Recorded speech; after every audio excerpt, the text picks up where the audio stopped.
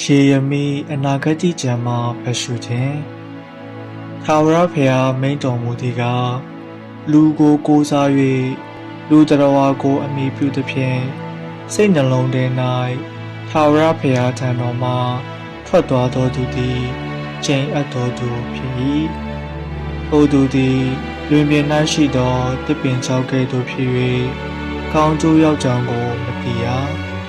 အပေသူများမနေသောစားမြေတွေးချောက်သောလွင်ပြင်၌နေရလိမ့်မည်ထာဝရဘုရားကိုကိုးစားသောသူထာဝရဘုရားကိုမိမိကိုးစားရာအကြောင်းဖြစ်စေသောသူသည်ကောင်းကြီးမင်္ဂလာကိုခံရတော်သူဖြစ်၏ထိုသူသည်ကရေရှိသောရန်၌ဆိုင်၍မျက်နာမှာအမြစ်ဖြာသဖြင့်ပူသောအရှင်ရောက်ကြောင်းကိုမသိအရွက်မညှိုးနွမ်းဝိုးခေါင်သောကာလ၌စိုးရိမ်စရာမရှိဘဲအစဉ်အမြဲအသီးကိုတည်တတ်သောအပင်နှင့်တူ၏စိတ်နှလုံးသည်ခတ်သိမ်းသောအရာထက်ဆင်းလဲတတ်၏အလွန်ယိုယွင်းသောသဘောရှိ၏စိတ်နှလုံးသဘောကိုအပေသူသိနိုင်သည်။ငါထာဝရဘုရားသည်လူအသီးသီးတို့အား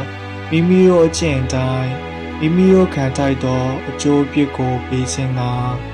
နှလုံးကြောက်ကပ်တို့ကိုစစ်ကြောတတ်၏။ဘုရားသခင်နှုတ်ကပတ်တော်၏သည်